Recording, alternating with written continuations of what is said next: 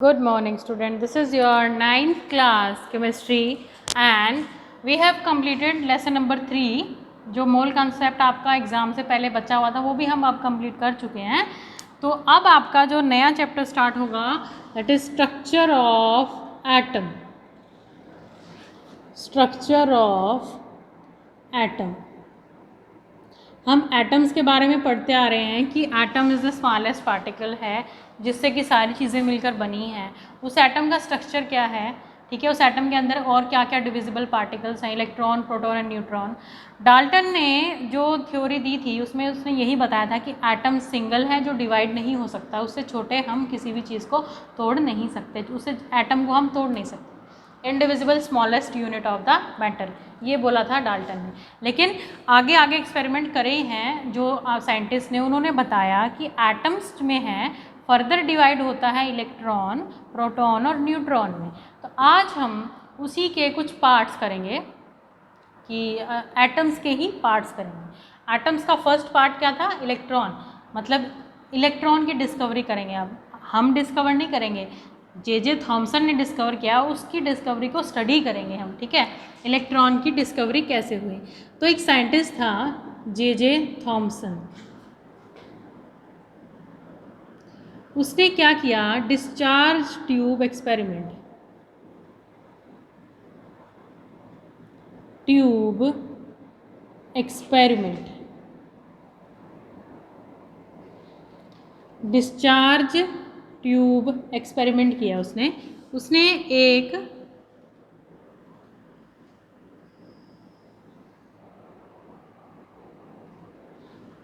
Discharge tube ली जिसके एक side पर उसने लगाया नेगेटिव, एक साइड पर लगाया पॉजिटिव, नेगेटिव पॉजिटिव, ठीक है। और ये जो नेगेटिव था इसको बोल दिया उसने कैथोड, और जो पॉजिटिव था उसको बोल दिया एनोड, ठीक है। ऐसे लगा लो, चाहे इसको सीधा नहीं, इस तरह से लगा, ऐसे इट विल लुक नाइस, ठीक है, इस तरह से।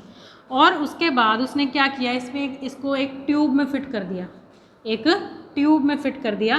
ट्यूब यानी कि ऐसी ट्यूब जिसको हमने क्या करना है, जो कि वैक्यूम क्रिएट कर सके इसके अंदर, जो कि क्या कर सके, वैक्यूम क्रिएट कर सके।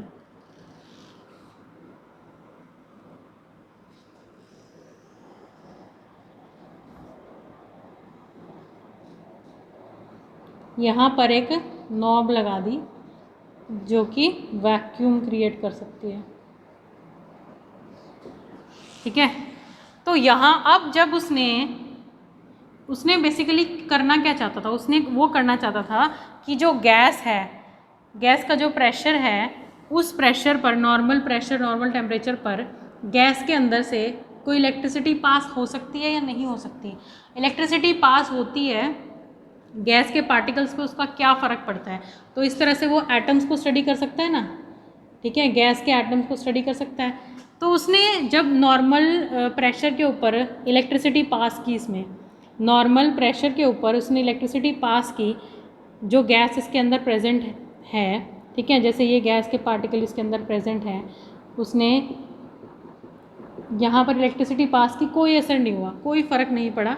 लेकिन जब उसने प्रेशर को बहुत लो किया, 10⁻³ एटमॉस्फेयर किया, तब क्या हुआ, उसे क्या दिखाई दिया, यहाँ पर एनोड के इस कॉर्नर पर उसको फ्लोरेसेंस दिखाई दी, मतलब चमकता हुआ कुछ दिखाई दिया, यानी कि कुछ ऐसा निकला है जो यहाँ पर स्ट्राइक हुआ है, यहाँ पर टकराया है, जिसकी वजह से वो चमक पैदा हुई है, ठीक है।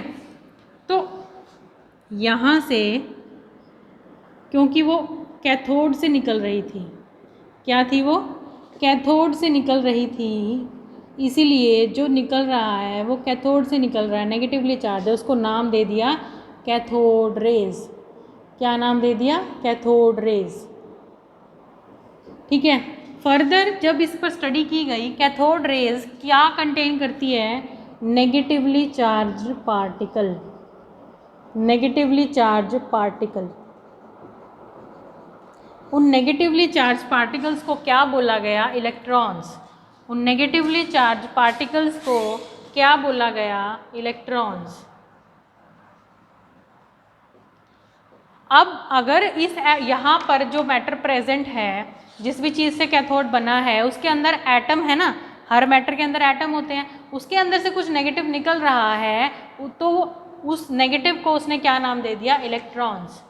तो मैटर के अंदर ही प्रेजेंट है ना, ये एटम के अंदर ही प्रेजेंट है इलेक्ट्रॉन्स, ठीक है। तो negatively charged particle which present in atom is called electrons, उसको नाम दे दिया इलेक्ट्रॉन्स।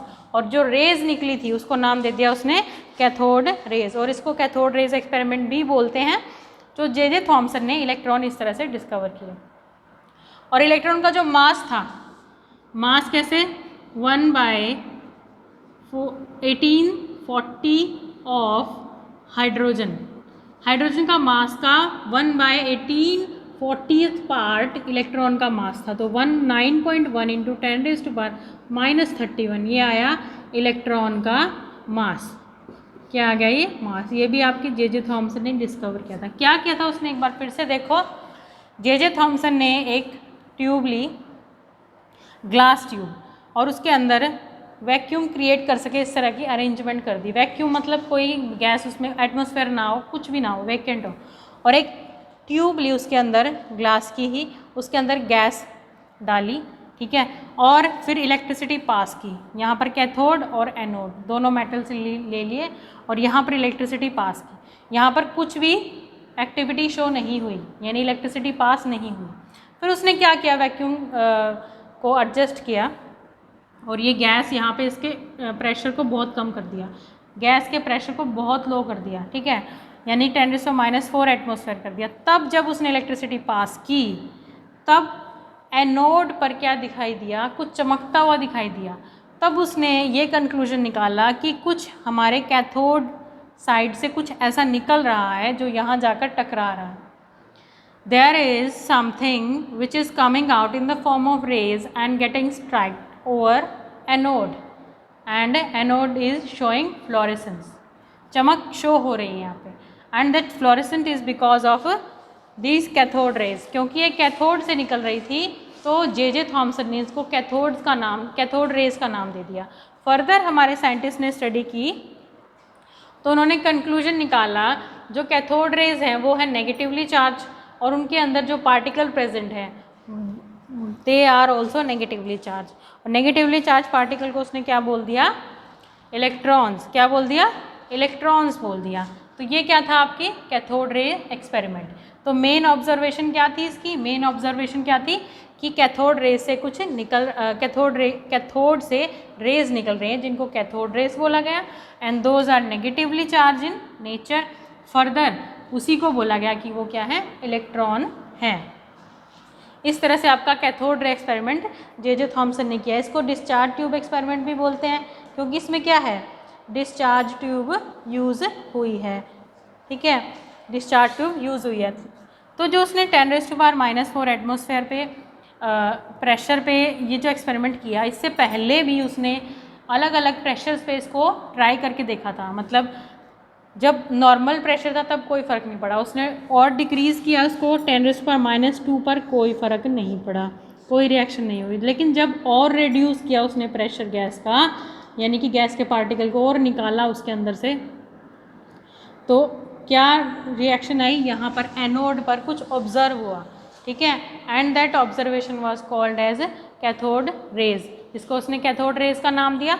और उसके अंदर कुछ नेगेटिवली चार्ज पार्टिकल थे, मतलब ये जो कैथोड रेज है नेगेटिवली चार्ज इन नेचर है, और उसके अंदर जो पार्टिकल प्रेजेंट है दैट आर नेगेटिवली चार्ज, और जिनको फर्दर आगे जाकर क्या नाम दे दिया गया?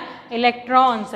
इन्हीं इलेक्ट्रॉन्स का जो मास है वो कितना बताया उसने, कितना कैलकुलेट किया? 1/1840 पार्ट ऑफ हाइड्रोजन का जो मास है कितना आ गया? 9.1 इंटू 10⁻31। ये किसका आ गया? इलेक्ट्रॉन का मास आ गया। ये किसने किया था? जे थॉमसन ने। तो जे थॉमसन ने अपने कैथोड रेज डिस्कवर की और उससे इलेक्ट्रॉन फर्दर डिस्कवर हो गए। इस तरह से इलेक्ट्रॉन की डिस्कवरी हुई थी। आगे हम करेंगे प्रोटॉन की डिस्कवरी, ठीक है, जो आपका इलेक्ट्रॉन नेगेटिवली चार्ज है। अब उसने क्या, जब आपके एक साइंटिस्ट ने एक तरह की रास्ता दे दिया कि हाँ इस तरह से कैथोड रेज मूव हो रही हैं, तो फर्दर साइंटिस्ट ने सोचना शुरू कर दिया उसी बेस पे कि अगर नेगेटिवली चार्ज पार्टिकल एटम के अंदर प्रेजेंट है तो उसको न्यूट्रल करने के लिए पॉजिटिव भी प्रेजेंट होगा। कोई भी स्पीशीज़, जैसे हमने केमिकल सिंबल्स किए थे, नेगेटिव जितने थे उतने ही पॉजिटिव होने चाहिए, ठीक है। जैसे आपका CaF2 है, अगर कैल्शियम के +2 हैं तो फ्लोरीन के -2 होने चाहिए, तभी बॉन्ड बनेगा। तो जितने नेगेटिव चार्ज हैं पॉजिटिव भी होंगे। तो साइंटिस्ट ने सोचना शुरू किया अगर electron negatively charged particle atom में है तो पॉजिटिव भी होगा उसको न्यूट्रल करने के लिए, ठीक है। इलेक्ट्रिकल न्यूट्रलिटी के बिना कोई भी चीज़ एग्जिस्ट नहीं करती इस यूनिवर्स में, ठीक है। तो फर्दर जो उसकी प्रोटॉन की डिस्कवरी थी वो हम नेक्स्ट टाइम डिस्कस करेंगे। तब के इसको रिवाइज करना है आपको। Thank you and have a nice day.